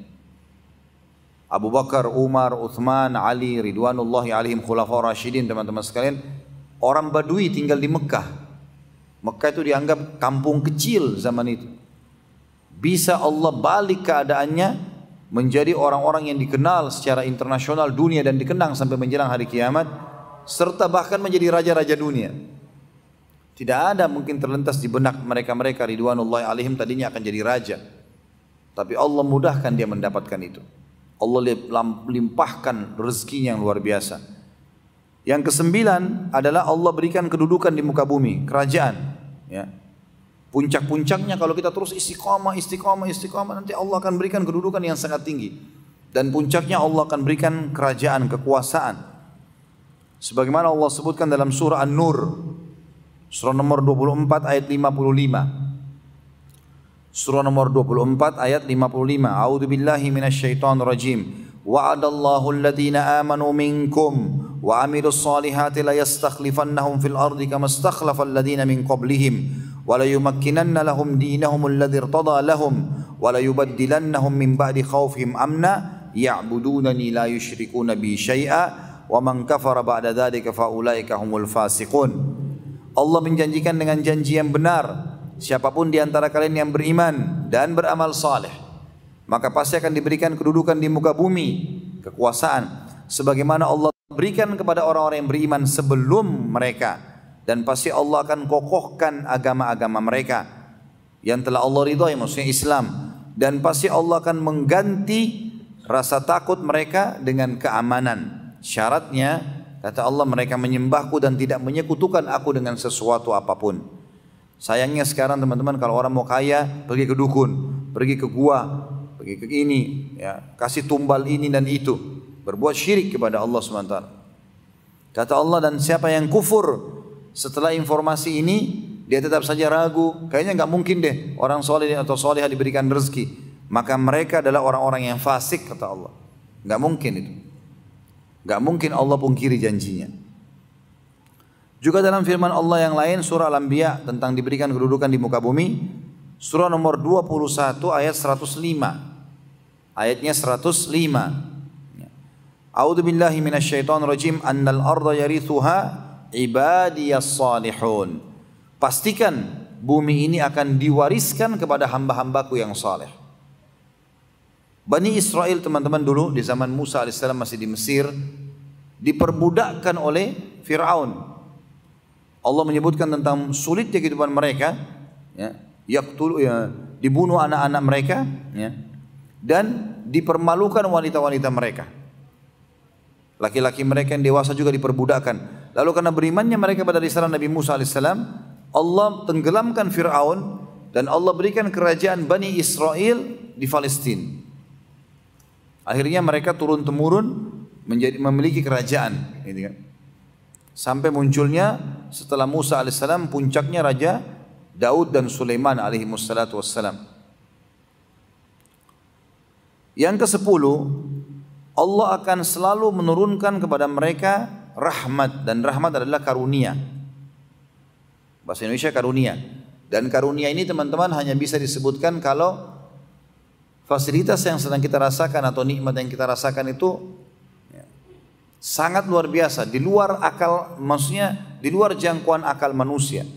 Seperti misalnya kalau kita hanya dapat makanan dan minuman, kita mengatakan kalau ada orang kasih makanan, kita mengatakan orang ini mengasih, ya, memberi saya makanan dan minuman. Tapi tidak bisa kita bilang, tidak pas bahasanya, orang ini mengaruniakan saya makan dan minum, karena makanan dan minuman semua orang bisa kasih. Tapi kalau anak, harta yang melimpah, baru dikatakan dikaruniahi anak. Ya, dikaruniahi harta, gitu kan. Itu bahasa Arabnya rahmat. Nah, dijanjikan orang yang beriman akan dikaruniahi rahmat yang melimpah oleh Allah. Asal istiqomah aja teman-teman, pertahankan iman itu. Kalau perlu tingkatkan kualitasnya. Dari ibadah-ibadah apa lagi, ibadah-ibadah apa lagi, pasti akan dibuka. Janji Allah nggak mungkin salah. Dalam surah Al-Jathiyah, surah nomor 45 ayat 30. Dalam surah Al-Jathiyah, surah nomor 45 ayat 30. A'udzu billahi minasyaitonir rajim. Fa ammal ladzina amanu wa 'amilus solihati fayudkhiluhum rabbuhum fi rahmati. Al-ayat. Siapapun yang beriman dan beramal saleh, pasti Tuhan mereka akan memasukkan mereka ke dalam rahmatnya. Artinya dilimpahkan rahmat yang sangat banyak. Yang ke-11, yang diberikan fasilitas ya, oleh Allah bagi orang yang menjadi soleh dan solehah adalah selamat dari segala macam kerugian.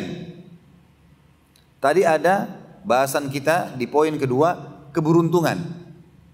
Jadi misal gini, kita punya perusahaan. Kalau poin kedua tadi bahasa tuba atau mendapatkan keberuntungan atau muflih ya, itu kalau kita dagang lalu kita untung, maka masuk dalam istilah itu mendapatkan keberuntungan.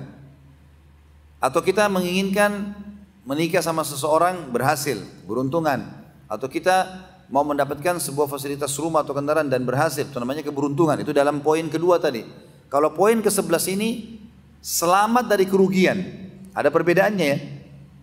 Jadi termasuk hal yang membahagiakan seseorang, kalau dia mau tabrakan nggak jadi. Kalau dia mau dicuri, dia mau dirampok nggak jadi.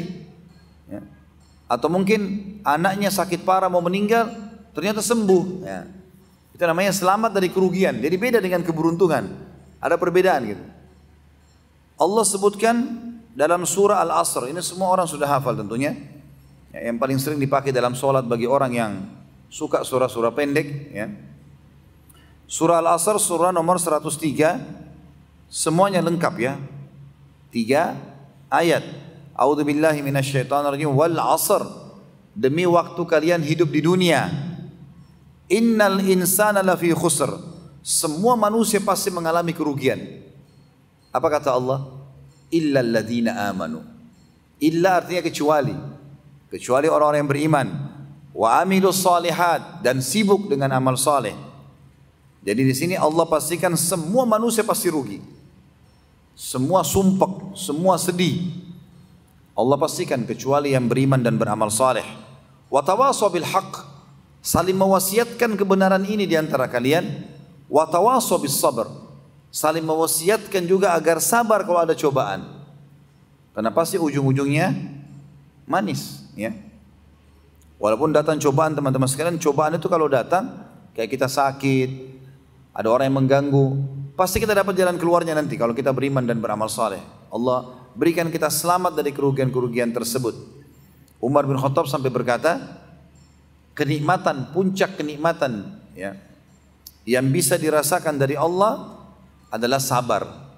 Karena kalau kita sakit lalu kita sabar, sakit itu kita bisa mengetahui nikmatnya sehat. Lapar kita bisa tahu kenikmatannya makanan ya. Coba kalau kita nggak pernah sakit, kita nggak pernah lapar, ya, maka kita tidak akan rasakan kenikmatan itu. Kemudian yang ke-12, Allah janjikan mereka akan menjadi generasi unggulan, generasi emas. Artinya orang-orang generasi manusia yang akan dikenang walaupun mereka sudah meninggal. Walaupun mereka sudah meninggal. Allah sebutkan dalam surah Al-Bayyinah, surah nomor 98 ayat 7. A'udzu billahi minasyaitonir rajim, illal ladzina amanu wa amilus solihati ulaika hum khairul bariyah. Orang-orang yang beriman dan beramal saleh, mereka adalah generasi terbaik. Kita tahu semua nabi-nabi dikenang. Semua orang-orang saleh dari kalangan sahabat dikenang. Kalau teman-teman yang ikuti tabligh akbar kami tentang serial sahabat yang sudah alhamdulillah sampai serial yang ke-26 atau 27, kita lihat bagaimana kehidupan para orang-orang yang sudah berbahagia itu, para sahabat, keberhasilan mereka, gitu kan. Banyak di antara mereka tadinya orang badui di padang pasir bisa menjadi orang kaya raya, bisa menjadi gubernur, bisa menjadi raja. Itu semua generasi dan dikenang kebaikan-kebaikan mereka. Setiap kali kita sebutkan kebaikannya atau amal solehnya Abu Bakar atau wasiatnya Umar atau maka mereka akan bertambah, menambah amal soleh mereka, pahala mereka. Yang ke-13, dipastikan orang-orang yang beriman dan beramal soleh akan bertemu dengan Tuhannya. Maknanya melihat Tuhannya di surga. Dan nikmat terbesar di surga adalah melihat wajahnya Allah yang mulia. Ya, sebagaimana dalam sebuah hadis yang sahih disebutkan, kalau ahli surga sudah masuk ke dalam surga semuanya tidak terkecuali, termasuk orang-orang yang tadinya ada dosanya dibersihkan dulu di neraka baru masuk ke dalam surga. Dan di neraka tinggal orang-orang yang kekal, musyrik, kafir dan munafik. Maka Allah berkata kepada ahli surga, apakah kalian sudah puas dengan apa yang aku berikan? Maka mereka mengatakan, apalagi yang kami inginkan ya Allah? Bukankah engkau telah memutihkan wajah-wajah kami? Karena wajah ahli surga bercahaya, ahli neraka hitam, pekat. Bukankah engkau telah menyelamatkan kami dari neraka dan masukkan kami ke dalam surga? Sementara ahli surga nanti teman-teman, insya Allah kita di surga bisa melihat ahli neraka, supaya ahli surga terus bersyukur karena tidak masuk di sana atau selamat dari sana kalau pernah mampir. Dan ahli neraka bisa melihat surga supaya mereka terus menyesal. Kata ahli surga, nikmat apa lagi ya Allah setelah kami selamat dari neraka kami masuk ke dalam surga? Maka ada dua riwayat Bukhari. Yang pertama adalah Allah berfirman, aku telah angkat murkahku dari kalian, maka berbuatlah semau kalian. Artinya Allah tidak akan marah lagi dengan ahli surga. Silakan berbuat apa saja. Dan kata Nabi SAW, ahli surga tidak akan buat kecuali kebaikan. Riwayat yang kedua, Allah mengangkat hijabnya, pembatas antara dia dengan hamba-hambanya. Maka pertama kali mereka melihat wajahnya Allah yang mulia. Maka serentak seluruh penghuni surga, walaupun yang pertama masuk di surga sudah sekian ribu tahun mungkin, maka mereka pun serentak berkata, ya Allah, waktu lihat wajahnya Allah tidak ada nikmat yang mengalahkan melihat wajahmu yang mulia. Semua nikmat, nikmat dayang-dayang, nikmat istana, nikmat makanan, nikmat pakaian, perhiasan sudah hilang dengan melihat wajahnya Allah yang mulia. Dan Allah memastikan orang yang beriman beramal saleh akan mendapatkan itu. Seperti dalam surah Al-Kahfi dalilnya, surah nomor 18 ayat 110, ayat terakhir. Al-Kahfi 110 bunyinya, a'udzubillahi minasyaitonirrajim, faman kana yarju liqa'a rabbih falyamal amalan shalihan. Siapa yang ingin bertemu dengan Tuhannya di hari kiamat, melihat wajahnya Allah yang mulia, maka dia harus beramal saleh. Yang ke-14, anjuran di dalam syariat Islam, syariat Allah Subhanahu wa taala untuk menikah dengan orang saleh dan salehah, atau menerima mereka atau menikahkan mereka. Kita menikah dengan mereka atau kita menerima mereka untuk menikah dengan anak-anak kita, saudara kita dan seterusnya.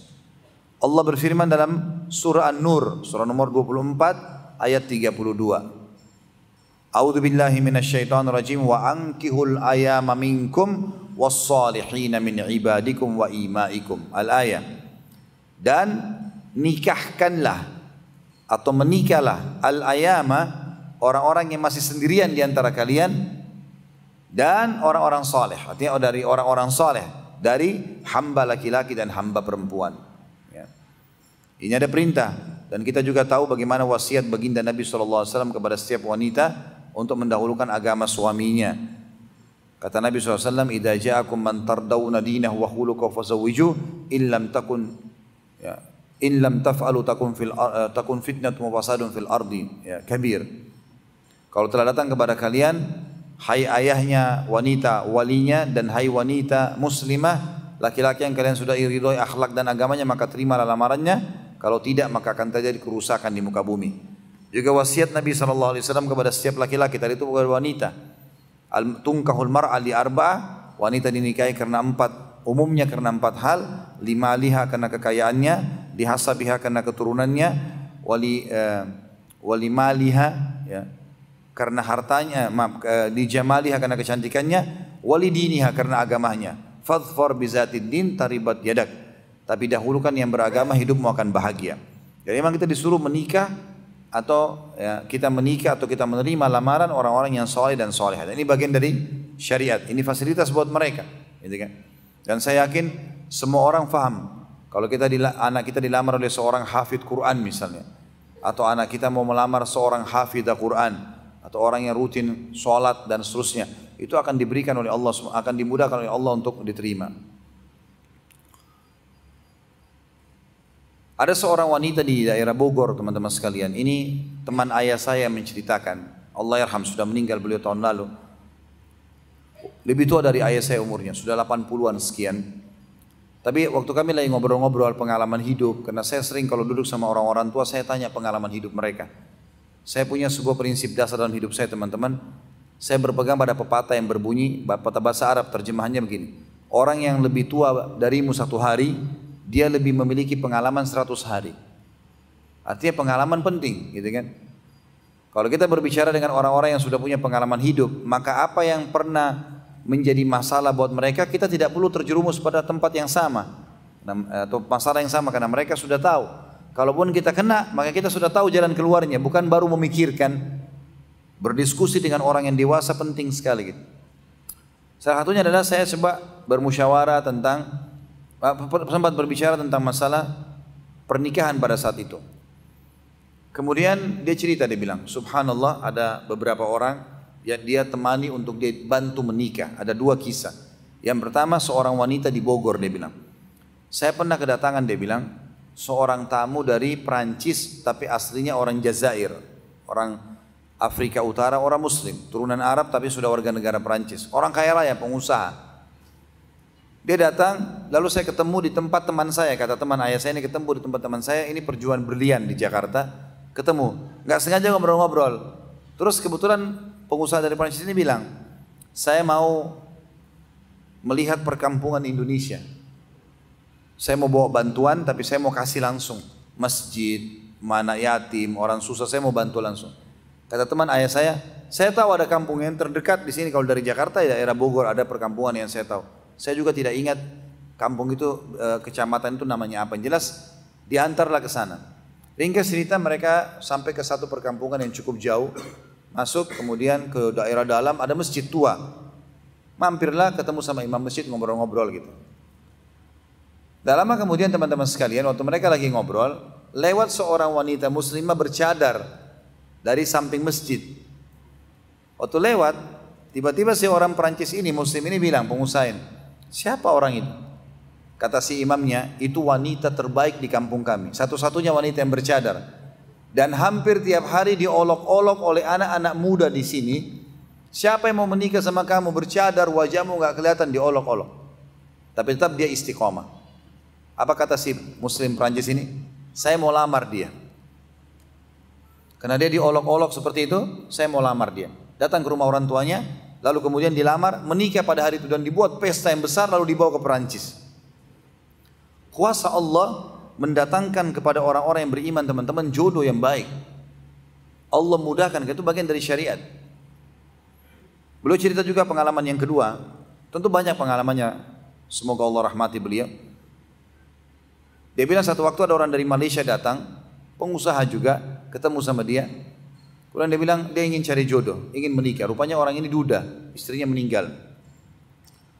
Lalu kemudian orangnya berjenggot, dan teman ayah saya ini tanya, apa alasannya antum pelihara jenggot? Orang Melayu bisa bahasa Indonesia. Dia bilang ini sunnah Rasulullah. Saya ingin jalankan karena ini sunnah Rasulullah. Baiklah, sambil dia bilang bercanda-bercanda kami jalan sama-sama. Masuklah ke satu apotek yang memang di apotek itu ada apotekernya seorang wanita. Yang wanita ini begitu dilihat oleh pengusaha dari Malaysia ini, dia suka gitu. Karena memang teman ayah saya ini mau menunjukkan wanita itu, tapi secara diam-diam masuk ke apoteknya pada saat itu. Begitu ceritanya lah. Yang jelas dia bilang pada saat dia lihat sudah cocok, lalu kemudian teman ayah saya ini mencari alamatnya. Waktu sudah dapat alamat, maka didatangi rumahnya. Ngobrol-ngobrol, cocok, mau menikah gitu. Tadinya orang tuanya sempat ragu karena ini warga negara asing, kemudian duda, mungkin masih ada perlu dipertanyakan kenapa dan seterusnya. Tapi anak perempuannya tetap ngotot, ya sudah nggak apa-apa, kalau orang ini mau, saya mau menikah. Lalu kemudian ditanya wanita itu, apa yang membuat kau tertarik sama orang ini? Dia bilang, saya tertarik justru karena jenggotnya.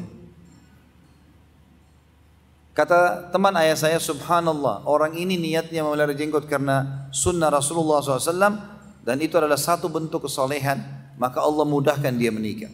Dan seterusnya sekian banyak contoh dalam masalah ini. Yang ke-15 teman-teman, fasilitas tadi itu yang ke-14, yang ke-15 kita dianjurkan agar berdoa dan berusaha agar memiliki keturunan yang soleh dan soleha.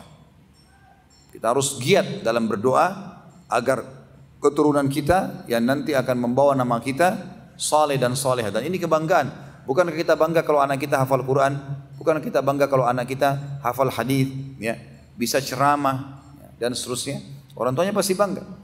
Dan kita dianjurkan untuk selalu berdoa kepada Allah agar diberikan keturunan yang saleh dan salehah. Sebagaimana Allah sebutkan, doa ini jangan ditinggalkan, selalu ucapkan. Allah sebutkan doa ini dalam surah Al-Ahqaf, surah nomor 46, ayat 15. Surah nomor 46 ayat 15 yang bunyinya, A'udzubillahi minasyaitonirrajim. Rabbi auzi'ni an ashkura ni'mataka allati an'amta alayya wa ala walidayya wa an a'mala salihan tardahu wa aslih li fi dhurriyyati inni tubtu ilaika wa innani minal muslimin. Yang artinya, Rabbi auzi'ni an ashkura ni'mataka allati an'amta alayya. Ya Allah, mudahkanlah aku agar aku bisa mensyukuri nikmatmu yang telah Engkau limpahkan kepadaku, wa ala walidai, dan kepada kedua orang tuaku, wa an amala salihan tardah, dan mudahkanlah aku agar selalu beramal saleh sesuai dengan yang Kau ridhai, wa aslih li fi dzurriyyati, dan perbaikilah keturunanku. Kata ulama, wariskan kesolehan itu kepada anak-anakku. Inni tubtu ilaika wa innani minal muslimin. Aku bertobat kalau aku punya kesalahan kepadamu ya Allah, dan aku termasuk orang-orang muslim. Juga dalam surah Shaffat, surah nomor 37 ayat 100, Allah berfirman mengajarkan kita agar berdoa memiliki keturunan yang soleh dan solehah. As-Shaffat 37 ayat 100, Rabbi habli minas salihin. Ya Allah, karuniakanlah untukku keturunan yang saleh. Ya, ini termasuk anjuran ya. Ini yang ke-16. Kita masuk teman-teman sekalian ke poin 16. 16 adalah Allah akan lipat gandakan pahalanya.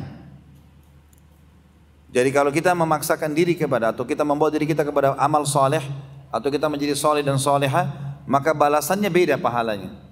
Ya. Saya kasih contoh dulu sebelum saya bacakan dalil-dalil. Ada sebuah hadis yang berbunyi teman-teman sekalian. Hadis ini disahihkan oleh para ulama hadis yang bunyinya, siapapun yang terbiasa atau membiasakan diri mengerjakan satu amal soleh selama dia sehat, kemudian dia punya uzur, dia sakit, dia musafir, ya, atau terjadi bencana alam, ada halangan, jadi dia tidak bisa lakukan, baik itu puasa sunnah, sholat malam, sholat duha misalnya, maka pahalanya tetap berjalan. Kenapa? Karena dia waktu masih sehat, dia selalu kerjakan amal soleh itu. Allah terus gulirkan pahalanya. Itu pahala. Kata Nabi SAW dalam hadis yang lain, hadis Bukhari, siapa yang terbiasa membaca hizib dari Al-Quran, maksudnya bagian dari Al-Quran di sholat malamnya, dan dia ternyata tidak sempat menyelesaikan, misal dia niat mau membaca surah Al-Baqarah selama sholat malam, gitu kan? Ternyata azan subuh belum selesai, maka kata Nabi SAW, Allah akan mencatatkan untuknya pahala lengkap yang sudah dia niatkan, karena dia sudah rutin kerjakan. Dan dalam buku-buku fikih disebutkan oleh para ulama, kalau seandainya seseorang terbiasa mengerjakan sebuah amal saleh, kemudian satu waktu dia terlambat ya untuk mengerjakannya, maka dibolehkan baginya ya melakukannya di waktu yang lain. Seperti contoh, Nabi SAW sering kali sholat tahajud, selalu sholat tahajud. Sebagaimana Aisyah berkata dalam hadis Bukhari radhiyallahu anha, sholat malamlah kalian karena Rasulullah SAW tidak pernah meninggalkannya. Satu hari pernah Nabi SAW bangun sudah azan subuh dengan hikmah Allah, maka beliau tidak sempat tahajud. Apa yang beliau lakukan teman-teman sekalian? Beliau sholat fajar, sholat subuh, kemudian beliau duduk sampai syuruk, lalu beliau mengerjakan 12 rakaat selain sholat duha. Ya, dan itu adalah sholat malam Nabi SAW. Sampai ulama fikih mengeluarkan hukum, kalau orang terbiasa mengerjakan sebuah amal soleh, sholat malam misalnya, dan dia kebablasan tidur satu waktu, maka dia boleh melakukannya sebelum sholat duha sejumlah 12 rakaat. Kan biasanya 11 rakaat. Maka kalau dikerjakan pagi hari ditambah 1 rakaat menjadi 12 rakaat sebagaimana dinukil dari Nabi SAW. Jadi pahalanya luar biasa. Dari sisi yang lain, orang-orang yang Kalau teman-teman coba praktikin ya, kalau membiasakan diri dalam amal soleh, nanti arah mata kita, pendengaran kuping kita, ya, jamahan tangan kita, langkah kaki kita, itu terarah kepada amal soleh. Kadang-kadang kita tidak sadari. Contoh, mungkin teman-teman sekalian, kita lagi duduk di rumah, selesai sholat duha misalnya, lagi kebetulan lowong waktu, tidak ada kegiatan, Allah subhanahu wa ta'ala akan berkahi, Allah akan berikan pahala. Tiba-tiba ada yang telepon kita, lalu minta alamat masjid tertentu misalnya, atau majelis taklim tertentu. Maka Allah mudahin dia. Dia tunjukin, oh masjid itu di jalan ini, sebelah sini, belok sini. Dia cuma tunjukin.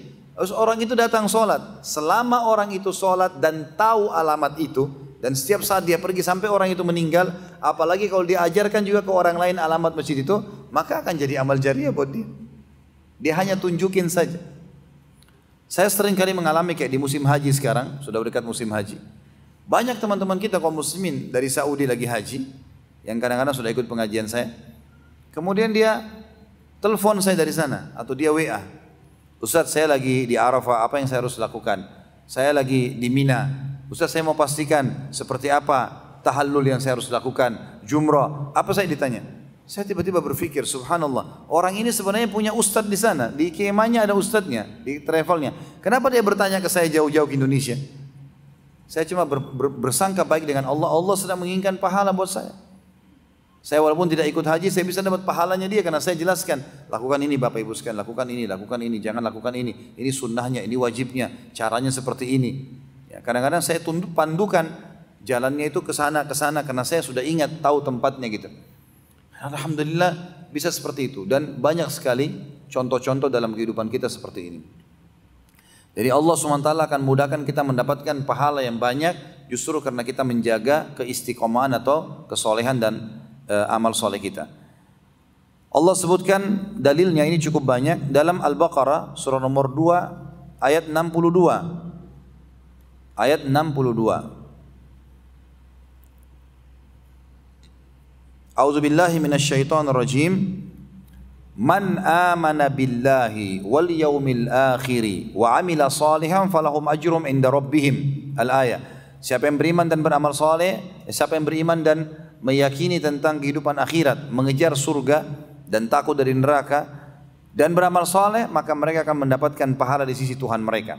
Kata sebagian ulama tafsir adalah yang dimaksud Allah akan mudahkan dia mendapatkan pahala maksimal di akhirat, dan selama dunia Allah akan mudahkan dia selalu mendapatkan berlipat gandaan pahala, ya, atau mendapatkan pahala kadang-kadang walaupun dia tidak memprogramkannya, memprogram sebelumnya, ya. Kemudian juga disebutkan dalam, saya ringkaskan saja karena cukup banyak dalilnya, dalam surah Isra, surah nomor 17 ayat 9. Surah nomor 17 ayat 9. A'udzu billahi minasyaitonir rajim wa yubashshirul mu'minin alladziina ya'maluna shalihati anna lahum ajran kabira. Dan Allah menyampaikan berita gembira kepada orang beriman dan beramal saleh, mereka akan mendapatkan pahala yang besar. Pahala yang besar. Ya. Maksudnya pahala yang besar adalah pahala yang dilipat-lipat gandakan oleh Sang Pencipta. Kemudian dalam surah Al-Kahfi, surah nomor 18 ayat 2, Allah berfirman, A'udzu billahi minasyaitonir rajim wa yubashshirul mu'minin alladziina ya'maluna shalihati anna lahum ajran hasana. Dan disampaikan berita gembira, Allah menyampaikan berita kepada orang beriman dan beramal saleh, mereka akan mendapatkan pahala yang hasanah. Hasanah bisa berarti sempurna, bisa berarti berlipat dan seterusnya. Juga ayat yang paling jelas dalam masalah ini adalah ada satu ayat diulangi di 3 surah. Satu ayat diulangi di 3 surah. Yang pertama surah Fussilat, surah nomor 41 ayat 8. Ini yang pertama, Fussilat 41 ayat 8. Yang kedua Al-Insyiqaq, surah nomor 84 ayat 25. Kemudian yang ketiga surah At-Tin, surah nomor 95 ayat 6. Saya ulangi, Fussilat surah 41 ayat 8, Al-Insyiqaq surah nomor 84 ayat 25, dan At-Tin surah nomor 95 ayat 6. Bunyinya, a'udzubillahi minasyaitonir rajim, innal ladzina amanu wa amilus solihati lahum ajrun ghairu mamnun. Siapapun yang beriman dan beramal soleh maka mereka akan mendapatkan pahala yang tidak terputus-putus. Terus saja Allah Subhanahu wa taala memberikan kepada dia pahala yang berlipat ganda. Yang terakhir yang ke-17, puncaknya adalah masuk ke dalam surga. Masuk ke dalam surganya Allah Subhanahu wa taala. Sebagian ulama mengatakan masuk tanpa hisab. Jadi kalau kita komitmen menjaga ibadah kita teman-teman sekalian, kesolehan dan amal soleh kita secara kejiwaan kita jaga, ketaatan kita kepada Allah, kerjakan perintah tinggalkan larangan, walaupun sebenarnya peluang-peluang untuk berbuat dosa banyak. Kita semua pasti terlintas teman-teman. Kesempatan berzina, kesempatan bohong, kesempatan menipu banyak. Tapi kita harus sabar dalam masalah itu, ya. Kalau kita berhasil sabar maka kita akan dapatkan apa yang Allah janjikan. Karena amal soleh juga masuk dalamnya adalah kalau kita mengerjakan perintah atau kita meninggalkan larangan. Dua-duanya amal soleh itu. Ya. Jadi kalau kita mengerjakan amal soleh, kita sholat misalnya, itu amal soleh. Kalau kita punya kesempatan berzina, berbohong, lalu kita tahan, itu juga amal soleh. Menahan diri dari kesalahan. Allah berfirman dalam surah Ghafir, surah nomor 40 ayat 40. Ini mudah dihafal, surah 40 ayat 40. Bunyinya a'udzubillahi minasyaitonirrajim. Wa man 'amila shalihan min dzakarin aw untha wa huwa mu'minun faulaika yadkhulunal jannata yurzaquna fiha bighairi hisab. Siapapun yang beramal saleh dari laki-laki dan perempuan sementara dia beriman, ini syaratnya harus beriman. Jadi walaupun orang kafir, kalaupun beramal saleh tidak ada gunanya buat dia. Maka mereka akan masuk ke dalam surga dan di dalamnya diberikan rezeki tanpa ada hisab. Enggak ada batasannya. Kemudian dalam surah At-Talaq, surah nomor 65 ayat 11. Surah nomor 65 ayat 11 bunyinya a'udzubillahi minasyaitonirrajim. Wa may yu'min billahi wa ya'mal shalihan yudkhilhu jannatin tajri min tahtiha al-anhar. Tajri min tahtiha al-anharu khalidina fiha abada. Qad ahsanallahu lahu rizqa. Siapapun yang beriman kepada Allah dan beramal saleh, amal saleh mengerjakan perintah meninggalkan larangan, maka ia akan dimasukkan ke dalam surga-surga yang di bawahnya mengalir sungai-sungai dan akan kekal di dalamnya selama-lamanya, dan Allah telah menyempurnakan rezekinya. Kemudian dalam surah Al-Baqarah, surah nomor 2 ayat 25, Allah juga berfirman tentang janji masuk ke dalam surga ini. Al-Baqarah surah nomor 2 ayat 25, a'udzubillahi minasyaitonirrajim. Wa basyiril ladzina amanu wa amilus solihati anna lahum jannatin tajri min tahtiha al-anhar kullama ruziqu minha min thamaratir rizqa qalu hadha alladhi ruziqna min qabl wa utu bihi mutasyabiha wa lahum fiha azwajun mutahhara wa hum fiha khalidun. Sampaikanlah berita gembira kepada orang-orang yang beriman dan beramal saleh, bahwasanya mereka akan masuk ke dalam surga yang di bawahnya mengalir sungai-sungai. Setiap kali mereka diberikan rezeki dari buah-buahan, mereka berkata, inilah yang telah kami diberikan kemarin atau sebelumnya. Maka mereka diberikan dengan beragam macam buah-buahan, fasilitas, dan mereka memiliki pasangan-pasangan yang suci di sana, serta mereka akan kekal di dalamnya. Kemudian Al-Baqarah juga, masih Al-Baqarah, tadi Al-Baqarah 25, ini Al-Baqarah 82. Allah berfirman Al-Baqarah 82, a'udzubillahi minasyaitonirrajim, walladzina amanu wa amilus solihati ulaika ashabul jannati hum fiha khalidun. Orang-orang yang beriman dan beramal saleh, mereka adalah penghuni-penghuni surga dan mereka akan kekal di dalamnya. Terakhir surah An-Nisa, dua kali diulangi ayat ini dalam surah An-Nisa, surah nomor 4, ayat 57 dan ayat 122. Ayat 57 dan ayat 122 yang bunyinya a'udzubillahi minasyaitonirrajim walladzina amanu wa amilus solihati sayudkhiluhum jannat. Al-ayat. Orang-orang yang beriman dan beramal saleh maka pasti Allah akan memasukkan mereka ke dalam surga-surga.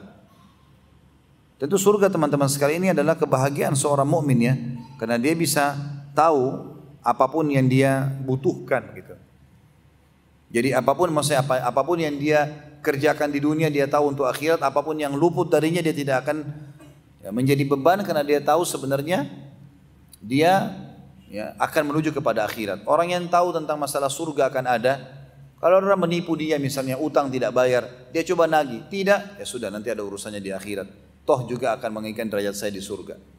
Ya, ada cobaan penyakit, oh peninggian derajat. Ada nikmat, dia syukuri, oh menambah fasilitasnya di surga dan seterusnya. Ya. Maka akan membuat seseorang itu bahagia dan menganggap dunia ini kecil karena adanya fasilitas surga. Dan itu janji yang benar ya, janji yang benar. Tidak ada sama sekali keraguan. Dan ini keutamaan para sahabat ridwanullahi alaihim. Mereka kalau masuk di kancah peperangan, maka mereka sering mengucapkan, saya mencium bau surga di kancah peperangan. Sampai berani untuk ditebas badannya oleh musuhnya. Ya. Banyak sahabat-sahabat Nabi yang akhirnya sampai badan-badan mereka tidak ditemukan sepotong pun di medan perang. Dan mereka berani untuk mengorbankan karena mereka itu ada surga di sana. Dan ini semua adalah hal yang sangat luar biasa yang dijanjikan untuk orang-orang soleh. Semoga insya Allah kita termasuk di dalamnya.